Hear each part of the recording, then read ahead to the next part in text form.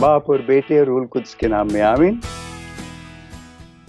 अजीज भाई और बहनों, आज हम यीशु के आसमान पे जाने की खास ईद मनाते हैं और इसी हवाले से हम अंजील पढ़ेंगे और फिर उसके बारे में हम अपने ख्यालात का इजहार करेंगे और फिर जानने की कोशिश करेंगे कि सारे अमल का क्या मतलब क्या है और हमारे लिए इसके क्या मानी है। पहले हम अंजील पढ़ेंगे और अंजील है मुकद्दस मत्ती के मुताबिक उसका 28वां बाब 16वीं आयत से लेके 20वीं आयत तक।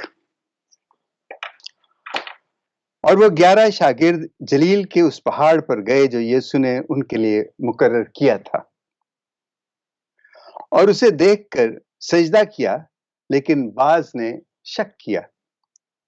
और यीशु ने पास आकर उनसे बातें की और कहा, क्या आसमान में और जमीन पर सारा इख्तियार मुझे दिया गया है, बस तुम जाकर सब कौमों को शागिर्द बनाओ और बाप और बेटे और रूल कुद्स के नाम से उन्हें बपतिस्मा दो और उन्हें ये तालीम दो कि उन सब बातों पर अमल करें जिनका मैंने तुम्हें हुक्म दिया है।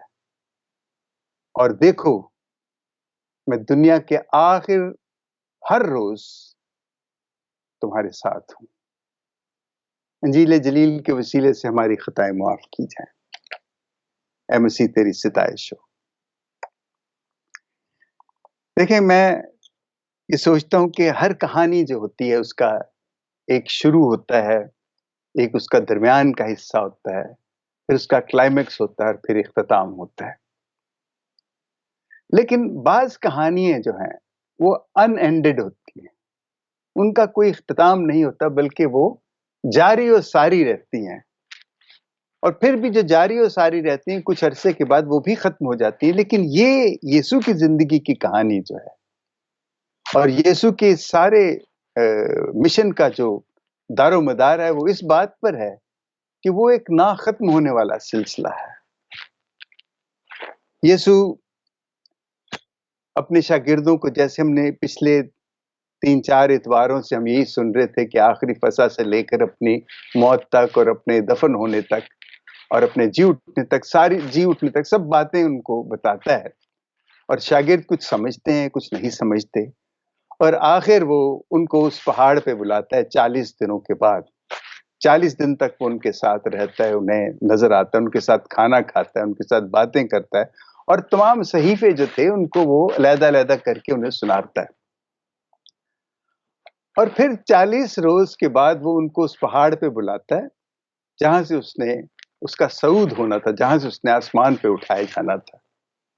शागिर्द वहां पहुंचते हैं, यीशु वहां पे मौजूद था और शागिर्दों ने उसे सजदा किया और कुछ ने उसे सजदा नहीं किया, उस पर शक कर रहे थे। वो कुछ हमारे जैसे भी होंगे उसमें। और उसके बाद यीशु ने कहा कि तुम जाके जमीन पर बाप और बेटे रूल कुद्स के नाम पे बपतिस्मा दो, क्योंकि मुझे जमीन पर और आसमान पर तमाम चीजों पर मुझे इख्तियार दिया गया है। और उन्हें वो तालीम दो और वो बातें बताओ जिस पे वो अमल करें जो मैंने तुमसे की हैं। और ये याद रखो कि मैं दुनिया के आखिर तक, आखिरी रोज तक मैं तुम्हारे साथ हूं। आखिरी रोज तक मैं तुम्हारे साथ हूं, ये उसका वादा है। और यही कहानी की वो खूबसूरत चीज है कि आखिरी रोज तक मैं तुम्हारे साथ हूं, इसका कोई आखिर नहीं है, इसका कोई जिसे कहते एंड नहीं है। इट्स एन ऑन गोइंग, उसका जो साथ है हमारे साथ वो ऐसे ही रहेगा। अब देखें क्या होता है कि शागिर्द वहां आते हैं, कुछ ने शक किया और उसको सिजदा नहीं किया।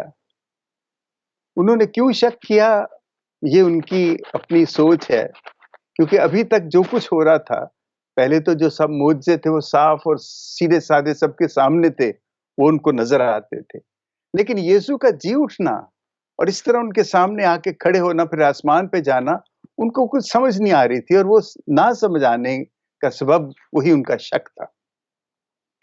यीशु आसमान पर उठाया जाता है जब, तो शागिर्द بڑے پریشان ہوتے ہیں اس بات سے کہ یہ تو جا رہا ہے، اس نے میں خدا کی بادشاہی کے بارے میں تو بتایا نہیں. تو وہ بھاگ کے اسے پوچھتے ہیں کہ استاد، وہ خدا کی بادشاہی کب آئے گی؟ لیکن یسوع آہستہ آہستہ وہ آسمان کی طرف جاتا ہے اور ان کو بغیر بتائے وہ ان کی نظروں سے غائب ہو جاتا ہے. اور وہ بڑے پریشان ہوتے ہیں کہ خدا کی بادشاہت کب آئے گی اور کہاں آئے گی. لیکن وہ یہ نہیں سمجھتے کہ یسوع نے کہا کہ میرے پاس تمام دنیا کا، آسمان زمین پہ اختیار ہے، اور تم جا کر لوگوں کو اپنا شاگرد بناؤ اور انہیں باپ اور بیٹے اور روح القدس کے نام میں بپتسمہ دو.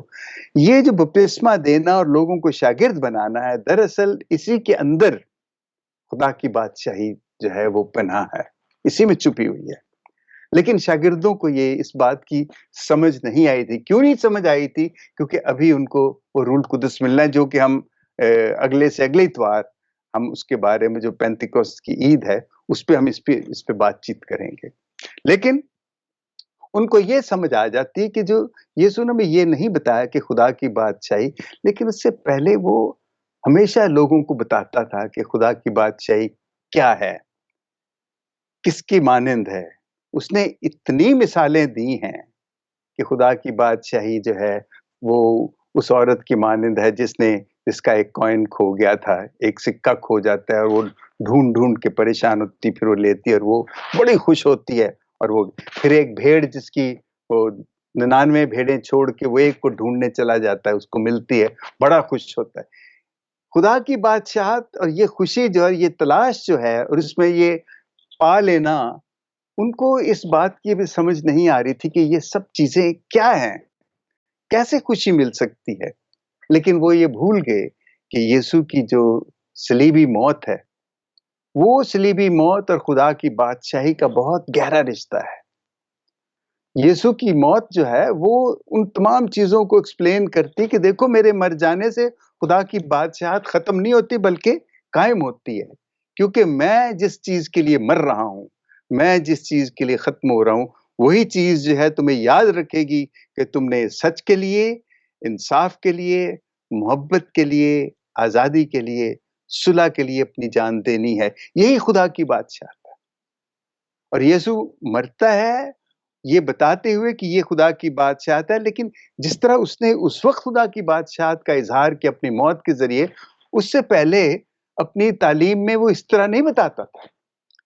لیکن اس نے عملی طور پہ جب دکھایا کہ یہ ہے خدا کی بادشاہت اور اس کے لیے آپ تیار ہو جائیں.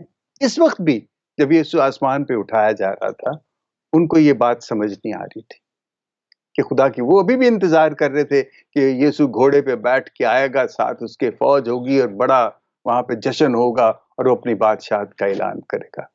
وہ یہ نہیں سمجھ رہے تھے کہ وہ بادشاہت جو ہے، سچ، انصاف، محبت، آزادی، صلح کی بادشاہت، وہ زمین سے پہلے انسانوں کے دل کے اندر قائم کی جاتی ہے. اور جب وہ انسان کے اندر وہ ہوگا تو وہ باہر ہوگا. اگر اندر نہیں ہوگا تو باہر. موت جو ہے، انسان ڈرتا ہے اور وہ خدا کی بادشاہت کو اپنے دل میں قائم نہیں کرتا، خوف کی وجہ سے، موت کے خوف کی وجہ سے. یسوع نے مر کے کہا کہ اس کا خوف مت کرو، یہ تو تمہیں ابدی زندگی دے گی. کیسے؟ کہ جب تم سچ، انصاف، محبت، آزادی یعنی خدا کی بادشاہت کے لیے تم اپنی زندگیاں دو گے. یہ بات ان کو روح القدس کے نزول کے بعد، جب روح القدس ان پہ نازل ہوتا ہے، اس کے بعد ان کو یہ سمجھ آتی ہے، اور پھر وہ باہر نکل پڑتے ہیں اور اپنے سر تن سے جدا کرواتے جاتے ہیں، شہید ہوتے جاتے ہیں. آج بھی اگر آپ روم کے اور کارتھیج کے علاقوں میں جائیں تو وہاں ہزاروں لاکھوں قبریں آپ کو ملیں گی جو ان مسیحوں کی ہیں، جنہوں نے یہ سمجھ لیا تھا کہ خدا کی بادشاہت جو ہے اس کے لیے جان دینا ضروری ہے، جیسے یسوع نے جان دی تھی. اور ہم چھوٹی چھوٹی چیزوں پہ جھوٹ بول جاتے ہیں، ہم چھوٹی چھوٹی چیزوں پہ ناانصافی کرتے ہیں، ہم چھوٹی چھوٹی چیزوں میں نفرت کرتے ہیں، اپنے آپ کو بڑا بنا لیتے ہیں بعض اوقات. اور یہ خدا کی بادشاہت کے بالکل خلاف ہے. ان چیزوں کو دور کرنے کے لیے یسوع نے جو اپنی تعلیم دی تھی، اور سب سے بڑی تعلیم جو اس نے دی ہے، اگر تم محبت کرو گے تو یہ ساری چیزیں آپ کو مل جائیں گی. آپ کو قربانی دینا بھی آ جائے گا، آپ کے سچ کے ساتھ کھڑا ہونا بھی آ جائے گا، آپ کو انصاف کرنا بھی آ جائے گا، اور آزادی کے لیے، لوگوں کی آزادی کے لیے آپ کو کھڑا ہونا بھی آ جائے گا۔ یہ ہے خدا کی بادشاہت، اور یسوع کا جانا جو ہے یہ یہاں ختم نہیں ہوتا ہے۔ خدا کی بادشاہت کا شروع اصل میں یسوع کے آسمان کے جانے کے بعد شروع ہوتا ہے، اور وہ شروع اس کو جاری رکھنا وہ ہماری ذمہ داری ہے، وہ ہم نے اس کو جاری رکھنا ہے۔ اور اب یہ کیسے رکھنا ہے، یہ ہم سب کی اپنی ثواب دید ہے، اور اس نے ہمیں صاف صاف بتایا ہے کہ کیا کرنا ہے۔ فسح کی جو آخری جو اس کا کھانا ہے آخری فسح کا، اس میں اتنی وضاحت سے ہمیں سب کچھ بتا دیا ہے کہ ہم اس سے انکار ہی نہیں کر سکتے کہ ہم یہ کہیں کہ ہمیں نہیں پتا کہ خدا کی بادشاہت کو کیسے قائم کرنا ہے۔ آمین۔ باپ اور بیٹے اور روح القدس کے نام میں آمین۔